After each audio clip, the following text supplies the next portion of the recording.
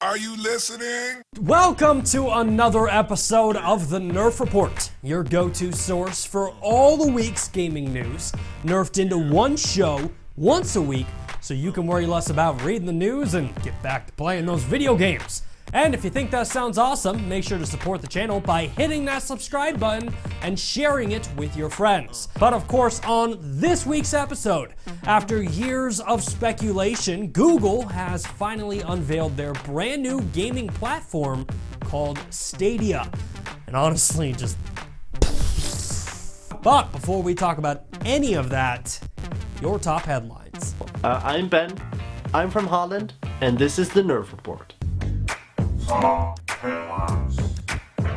Nintendo held another Nindy showcase this week in which they gave gamers a look at all of the upcoming independently developed games coming to the Nintendo Switch. So let's run down the list of all the games you can look forward to in a segment that I like to call All the Games Who Are Nindependent. Throw your hands up at me. During the 25-minute direct, Nintendo announced 18 brand new indie games coming to the Nintendo Switch. Games like Overland, Neocab, Katana Zero, Creature in the Well, Bloodroots, Pine, Super Crate Box, Nuclear Throne, Swim Sanity, The Vlambeer Arcade, Darkwood, My Friend Pedro, Blood Bullets and Bananas, The Red Lantern, Rad, Blaster Master Zero, and Cadence of Hyrule. But easily the biggest announcement for this week's Nindy Showcase was that the Xbox exclusive Cuphead will be making its way to the Nintendo Switch on April 18th. And speaking of Xbox, the long-rumored discless Xbox One console has finally been confirmed by the folks over at Windows Central. According to Jez Corden and Matt Brown of Windows Central, the Xbox One S All-Digital Edition will be making its debut on the April episode of Inside Xbox. The Xbox One S All-Digital Edition is expected to launch on May 7th of 2019. The Xbox One S All Digital, or otherwise known as the Xbox One S AD. Oh no. Now, if you're wondering, where did the photos come from? Windows Central received photographs of the Xbox One S All Digital Edition and reproduced them, recreating the box art and the product glamour shots. The Xbox One SAD will feature a 1 terabyte hard drive, copies of Forza Horizon 3, Sea of Thieves, and Minecraft. While pricing has yet to be confirmed, Windows Central reports that it will have the lowest recommended retail price of any Xbox One console. PlayStation has announced that it will be holding its first ever State of Play event next week, in which Sony will discuss updates and announcements from the world of PlayStation.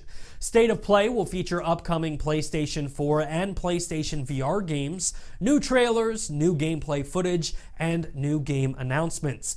PlayStation's The State of Play will air on Monday, March 25th at 2 p.m. Pacific Time, live on Twitch, YouTube, Twitter, and Facebook. Finally for this week, Apex Legends. The free-to-play Battle Royale flavor of the week has been on quite a successful run as of late. But this week, Papa EA showed up to work with an extra pep in his step because it's time to get paid. This week, EA and Respawn announced the first season of gameplay for Apex Legends called Wild Frontier. The first season includes a brand new Legends and Apex Legends first Battle Pass. The Battle Pass features over 100 tiers of loot, including new Legend skins, weapon skins, Apex packs, stat trackers, and Apex coins. The Battle Pass can be yours today for 950 Apex coins, which is roughly $9.99 US. Along with the Battle Pass, Apex has a brand new Legend called Octane. Octane is an adrenaline junkie with the ability to use stim kits so he can move 30% faster for 6 seconds, along with the ability to restore his health over a period of time. Octane can also summon a launch pad that, you guessed it, catapults teammates into the air in order for them to gain the upper hand against the opposing teams. Now for something completely different. Yeah.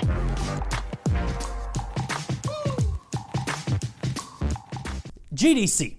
The Games Developer Conference is held every year, And for years, this industry show has been the opportunity for developers to see the latest in technical achievements, along with celebrating the previous year's accomplishments. That was up until this year, when Google decided to turn GDC into the hottest ticket of the year. For years, there have been rumors that Google is working on some form of gaming hardware. And last fall, Google unveiled a beta called Project Stream, in which they ran Assassin's Creed Odyssey in full 1080p resolution with 60 frames per second through a Google Chrome browser. Well, this week at the Games Developer Conference in San Francisco, Google unveiled Stadia, the future of gaming. Essentially, Stadia is cloud-based gaming at its finest. The idea is that you can play any video game without having the limitation of owning a console or a powerful PC. Stadia allows gamers to play any game, whether it's large or small, on laptops, PCs, televisions, tablets, and smartphones. The games are being run in the cloud at the Google data centers, and your device is simply converting the data from these servers into gameplay footage, creating a platform that allows virtually anyone to play video games. Now, if you're concerned about your favorite controller, Stadia will be compatible with your preferred USB controllers on PC and laptops. But honestly, Google's new Stadia controller is where this program really begins to shine. The Stadia controller is a Wi-Fi connected device, which connects directly to the Google data centers and reduces your chance of lag. The Stadia controller can easily determine what device you want your gameplay to connect to, and it also features an internal rechargeable battery. Now, similar to the PlayStation 4's DualShock 4 controller, the Stadia controller has a capture button, which is used for sharing and saving gameplay footage that can be uploaded directly to YouTube or with your friends. The final feature that the Stadia controller has is it includes a Google Assistant. Through a simple click of the Assistant button, gamers can immediately ask, "Google, how do I beat this level?" And Google will automatically share with you videos of how to complete that level. And if you're anything like me at this point, you're probably starting to wonder, how the heck does any of this work? Well, in theory, Stadia hopes to improve on the overall way that online gaming works. Traditionally, the gamer, through a controller, communicates to the console, which then communicates to the internet service provider, which bounces around multiple servers until it finally arrives at the developer servers. Stadia will work a little differently. The gamer, using the Stadia controller, will communicate directly to the internet service provider, which goes directly to the Google data centers, greatly reducing the amount of travel our data goes through. Okay, on paper, that sounds awesome. But for that concept to work, it would rely extremely heavily on powerful hardware. And I guess, luckily for us, Google's in charge. Stadia is going to run on the existing Google data centers, the ones we've been relying on for 20 years to give us cat videos and episodes of the Nerf Report. Google has over 7,500 edge node locations around the world and thousands of miles of fiber connections worldwide, ensuring that Stadia will be the most powerful and connected gaming platform ever. Along with that, Google has also partnered with AMD to produce a custom chip that boasts over 10 teraflops of processing power.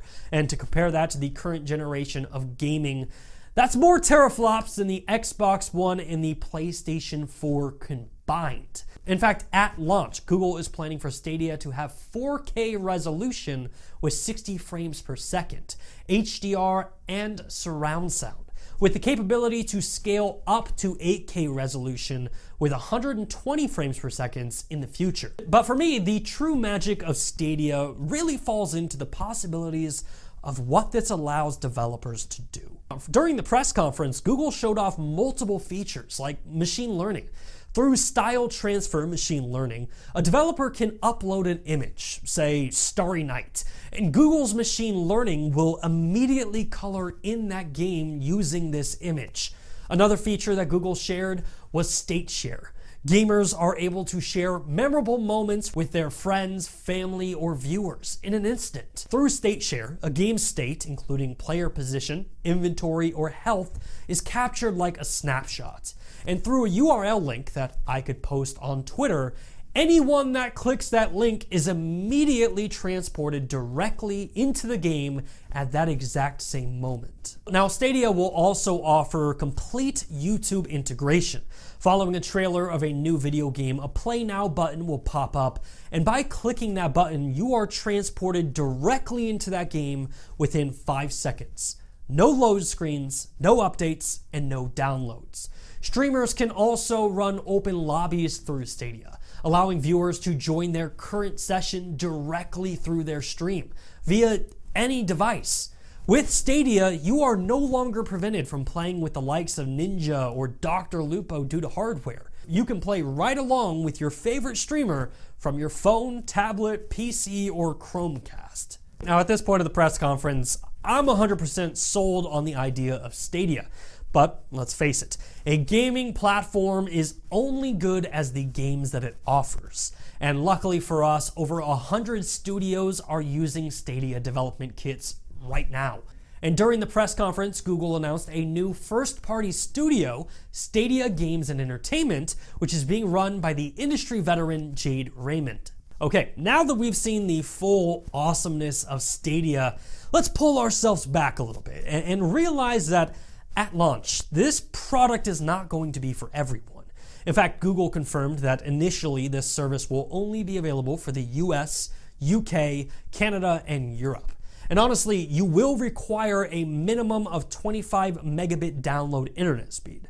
Now, the good news is for us in the United States, according to speedtest.net, our average download speed is around 98 megabits, but the bad news is that number is an average, with many areas of the United States struggling to get 25 megabits per second. And of course, Google's not alone with this venture. Companies like Microsoft, Amazon, PlayStation, Nvidia, and Walmart are all currently looking into some form of cloud gaming. In fact, it's speculated that Microsoft will reveal Project X Cloud at this year's E3. Nvidia currently offers the Nvidia Shield, where you can stream video games. PlayStation has PS Now, and according to US Gamer, Walmart has plans to enter the game streaming market. In fact, it was rumored that Walmart was at GDC this year. But as far as Google Stadia goes, prepare yourselves, because Stadia will be launching this year. And finally, for this week, we come to... That noise, of course, signifies that we are running out of time and coming close to the end of the show. So, in order to cover all the week's remaining news, we must initiate a segment that I like to call...